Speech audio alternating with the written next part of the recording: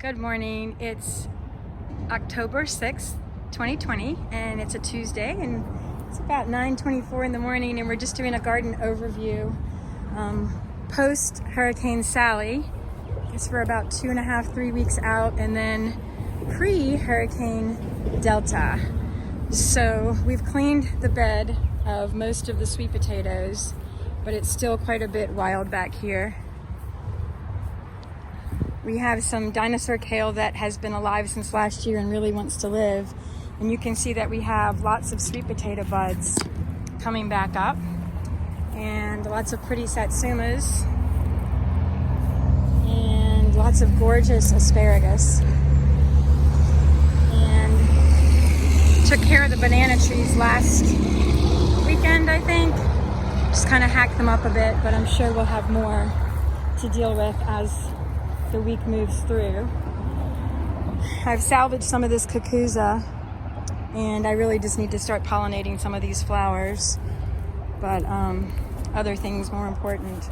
This was a gift left by a Buddhist nun, which is quite interesting. And again, the banana trees, we have tons of Malabar spinach just wanting to live.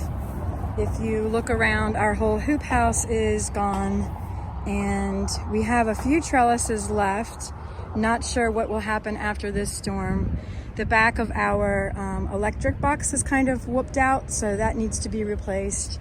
We have random owls and owl heads lurking about, and it's kind of interesting to look into their eyes and give a hoot. The sage seemed to do okay. And again, just Malabar. These were some multiplying onions that we planted a month, 2 months ago maybe, transplanted. Most of our signs are down. I'm still, no pun intended, blown away by Rayla's sign here with all the paint basically taken off of it. But you can still read the message, and we still want to do that. And just prepping some of these beds. I've left this bed for now because I'm trying to save the seeds on this beautiful, lovely butterfly pea. And I've been collecting the flowers to make teas, but we have some really cool seed pods in here, and I feel like they just need more time to develop. So I just want to leave this trellis up for them. I know I'm a strange gardener. Could actually take this one down, but leaving this one, maybe. And again, all of these trellises are down. David did a great job of stringing our electricity up and over. And I guess we just need to secure some of those to make sure that they don't blow. This was a melatonin I got from Diana, and I think it came from the store, so it still has not produced anything all summer, but I still kind of let it go. I love the tendrils. The roselle did okay. It got a little whooping, but it did okay. And then last week, when the Dixon Scholars were here, we took a lot of the grapevines and made grapevine wreaths. So we're trimming it, but not with a method at this point. I'm just kind of trimming all the long ones that are on the ground. And surprisingly, I have some of these winter grapes, which is really cool. They're really tighter packed than the ones in the summer. And it's kind of nice just to have that bonus of them. We still have some of this Seminole squash about, but I haven't seen any squash lately. And then, look, we have basil. We have a couple of peppers that were preserved, some jalapenos. And again, more asparagus. And we've started planting these beds. We got some free hay, straw, and I think it had a lot of grass seed in it because we've really been battling that a lot whenever we put it down. So we're starting to stop using that and just using the stuff that we get from Baldwin County. Leonard, I can't remember his last name right now, but we get it from Baldwin County. And the okra is still holding its own, but not really, actually. Let's take that back. The okra back there is kind of holding its own, but this, I'm not even sure if we're going to get enough clippings or enough okra buds to have our little fall decorations that I like to have, but we'll see. And then this back here is holding its own a little bit. So those are some edible okras. This one looks kind of hard. This is that awapui ginger, and this is all the poi, and this is turmeric. And again, just these trellises held up. They were newer from Jeff's Corner Garden, but we don't really get a lot of productivity out of them anyway.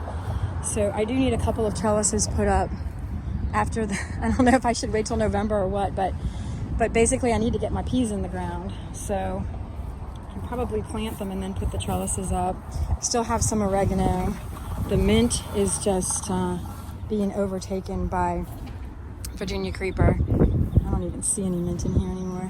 And Paul has been doing a great job of taking all of our old posts and salvaging whatever lumber we can possibly get out of it and making a new pile. So he's either cutting screws out or just chopping off the part that's rotten. So we appreciate what Paul is doing. We have planted some roots. The Dixon scholars did, carrots and beets and things like that, and arugula. So a few weeks ago, Laura, Paul's wife, seeded some arugula and many other things. We have 2 full trays of things back at my house that need to go in the ground, but we wanted to wait. And then these are David's cauliflowers, and he says the amazing have done really well for him. And I think this is an amazing, that's an amazing. That might be. I've marked some of them. The ones that I didn't mark are all twisted. They're called twisted cauliflower. Paul's little bamboo thing still holds. And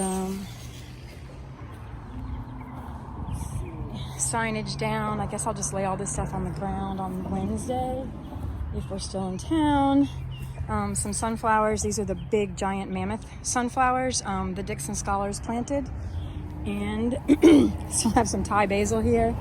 Bottle tree is still standing. Some of these peppers were whooped and are coming back, but are going to get another feeding, I imagine. And more radishes and carrots in this bed. And I just ordered a new shelter, but I think I'm going to have to wait until November. So I think I'm just going to move all the plastic down for this storm.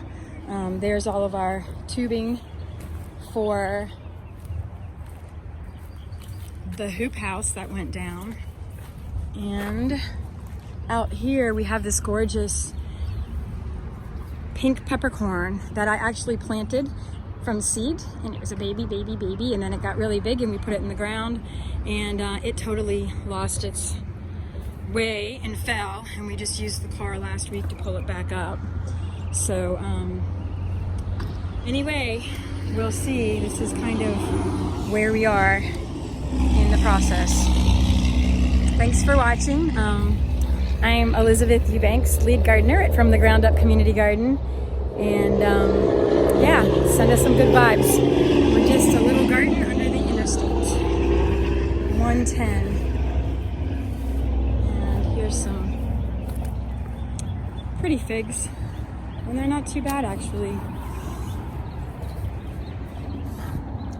So I'll leave you with Paul in the background doing our hurricane damage maintenance and the beauty of the figs. He gets some sparks flying every now and again.